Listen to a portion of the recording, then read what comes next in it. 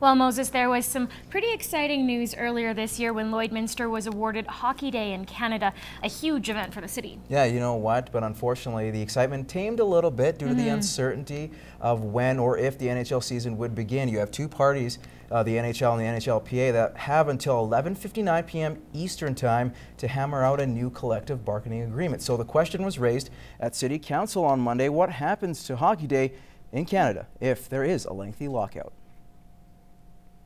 We don't know how it'll affect us until we know what the impact is on February 9th's 4 hockey games that affect us directly. I guess time will tell. The mayor also mentioned that if there is an extended lockout, a backup plan is in place. We may do something just to recognize the day that wasn't, and then, do the big show the next year if we lose it this year. All right, moving on. The ACAC basketball season is over a month away, but the women's Rustlers basketball team is ready to go.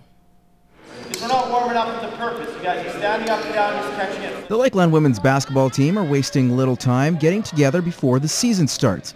With preseason games against CIS teams next week, the Rustlers' preparations will only help them down the line. We're starting to get in the flow of things right now. The girls are ahead of where we would be normally, so I'm really pleased with what I've saw so far, especially out of some of the rookies. Because they know the system already, we don't have to spend time breaking it down. We're going to be a younger team, so they need to catch on right away.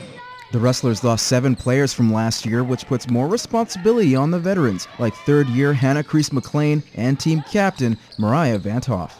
We're a young team, sure, but we've got a lot of really good rookies this year, and I think that it's kind of up to everyone, like the vets maybe lead by example and everything, but these rookies have been great and they've really stepped up, so I'm excited for the season.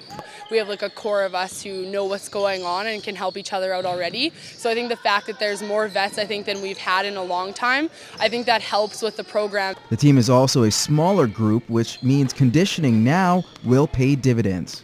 Obviously, as you can see right now, we're not a big team, so we got to be small, we got to be fast, we got to take care of the ball. Every year we've kind of had a smaller team for our league for sure, and I think our advantage is speed. Coach runs us lots in practice, we get lots of running in our training and everything, so I think that's probably our advantage. I'm not too worried about the height, we make up for it. I know, especially for last year too, something that helped us is that we're one of the most fit teams in the league, so I think that gives us a competitive edge as we're able to third, fourth quarter comes around and we're still up at that peak where other teams maybe aren't. It's a big day for hockey players and video gamers as NHL 13 is in stores. And on the first edition of Beyond the Boards, Matt Schumont catches up with a couple of Bobcats already to see who's got it and who's the best and worst gamer on the team.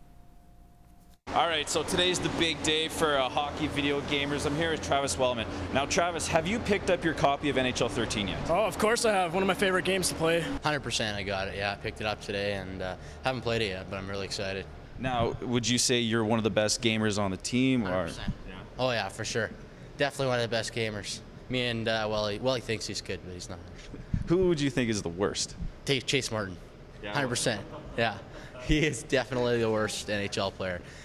Marty's pretty bad. I mean, he's a goalie, but he can't stop pucks. His goalies can't stop pucks in that game, and he can't score very many goals. I mean, it's just blowouts every game for him. I'd probably say it's a fair assessment. I play a pretty physical game out there, but I think NHL is more skilled, so I kind of get a little bit roasted when we play sometimes. All right, now say you had to pick your player. Now, do you pick your kind of stats on how you do, or do you take a video game steroid, all of a sudden you're 6'5", 230 pounds, but can still snipe 60 goals?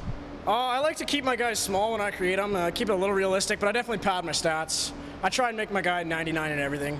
Oh, I'm just myself. And I try to make it as realistic as possible.